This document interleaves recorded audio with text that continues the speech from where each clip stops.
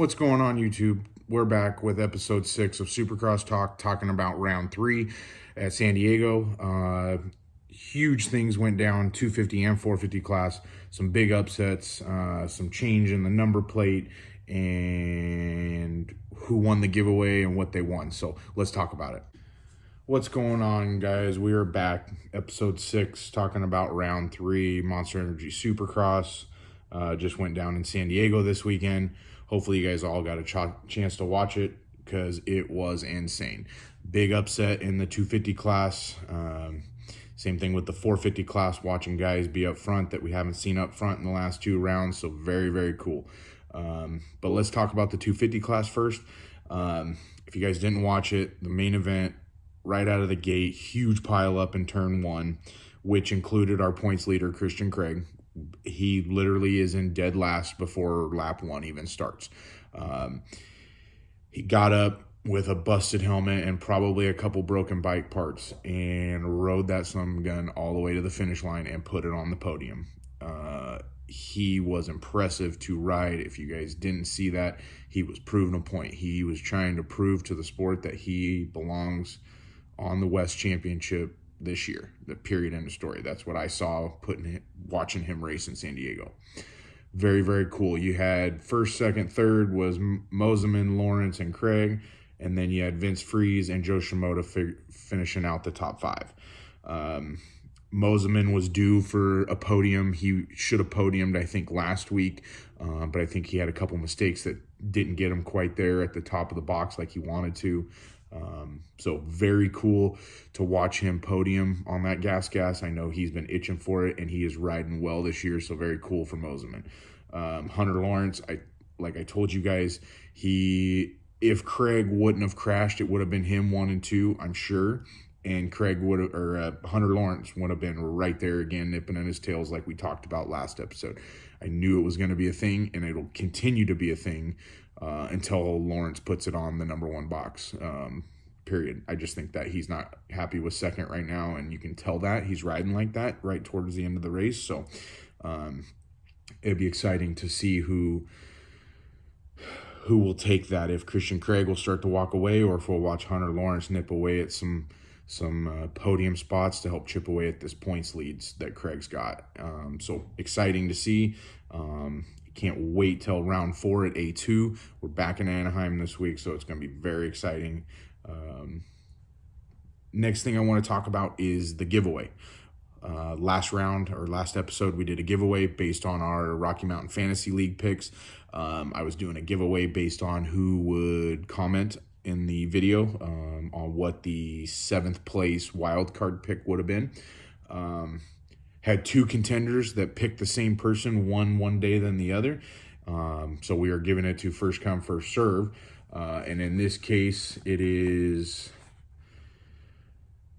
East Country hook setting, #rippin'lips. So we appreciate you following us. We reached out to you for your contact info. What you're winning this week is an RPC Rogue Powersports Crew trucker hat. These are made in the USA. We have them embroidered right here in Southern Oregon, which is very cool. So just get us your info so we can get this shipped out to you. But that's what you won this week. So AP took number 7 in the 450 class. That'll lead us right into talking about the premier class. So let's do it. 7th place wild card pick this week was for the Fantasy League, and Aaron Plessinger landed there. He had a great ride. I really think he probably would have done a little bit better, but 7th is where he landed, so it was a good run for him. It was at least a top 10. I do want to talk about Chase Sexton. He finally put it on the box. It was exciting to watch him race. We knew he had the speed. We talked about it last episode. Same thing with Eli Tomac. Those guys were 1 and 2 this week, and we watched them show their speed. They were able to get good starts, get out front, and just get some distance in front of the rest of the group or rest of the field, and it was really good.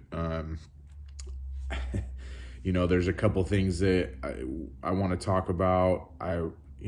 Cooper Webb and Dylan.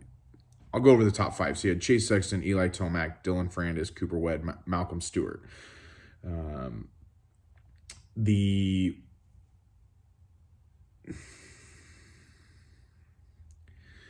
tough part is that you don't have your Justin Barcia, your Jason Anderson, and I want to say Marvin Musquin, even though he just doesn't. I mean, he seemed like he has the speed, but he can't hang on the whole race. Those guys weren't even in the top 5 this week, and the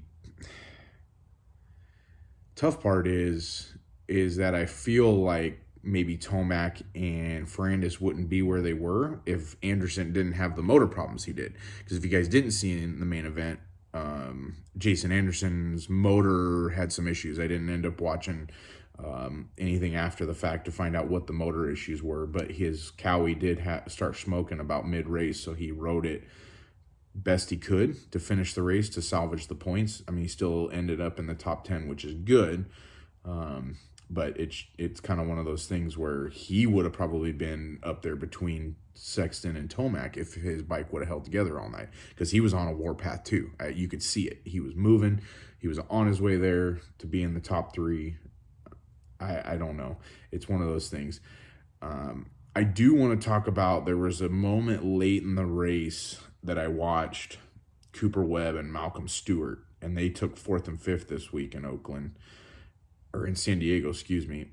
I want to talk about that little moment that I watched. And I watched Malcolm Stewart really just kind of race right around Cooper Webb. And I don't know if Cooper just wasn't feeling it, or if he was in a lull like mid-race and was trying to conserve some energy for a sprint at the end. But I was just like, holy Toledo, we just watched Malcolm just walk right around the reigning champ. Coop acted like he couldn't care less that he got just passed by Malcolm Stewart.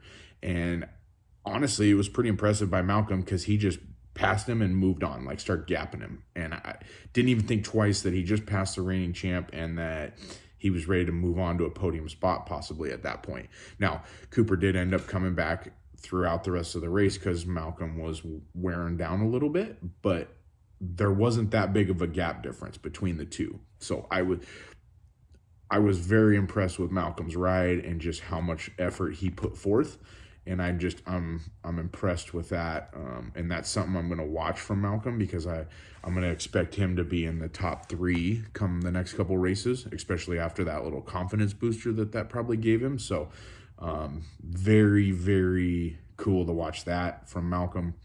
I hope, I mean, with Cooper winning his heat race, I would have expected him to have a little bit more pep in his step. And I think I watched an interview with his mechanic where his mechanic had told Daniel Blair on live TV, like, watch, he's going to come out whole shot and win the heat race. And he did. And he came out whole shot and win the heat race. And then the main event just didn't seem like he had the same pep in his step. So it's just kind of weird. So something to look for. But we have, going into next week, Justin Barcia, the Gas, is holding the red number plate now, just because he holds the most consecutive wins with the most points. So he will go into San Diego with the red number plate. What do we think that Jason Anderson is going to do is going to be the question. Is he going to come out with a fire because he didn't get last week and he had mechanical issues and he knows he would have been there? Is he going to have that same fire in his step? Drop a comment below. Let us know. Tell me what you think. Let's hear it. I want to hear what you guys are thinking about. We want to hear from you guys. And then also we're going to do another giveaway this week. We're trying to figure out what we're going to give away. We've got a couple different decisions. So on what we're going to do, and we're going to probably leave it up to you guys to decide. So we're going to put a poll up on social media tomorrow to decide what we give away, whether it's a helmet or some riding gear or what. So drop a comment below if you have an idea of what you think we should try and give away this year. We're going to try and do a giveaway just about every episode or every round to help you keep you guys interested and keep you watching. So stay tuned for the next episode, because we're going to talk about round 4, A2. We're back in Anaheim.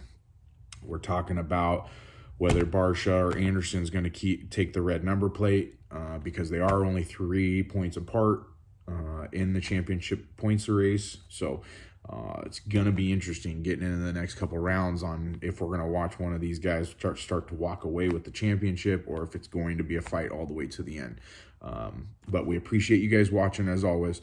We do want you to make sure you hit the like and subscribe button at the bottom, so that way you get notified every time. Just go ahead and do it right now, because if you don't, you will forget, just like I do. But we appreciate you watching as always and showing us the support. But stay tuned for our giveaways, and we always appreciate the support. Thanks.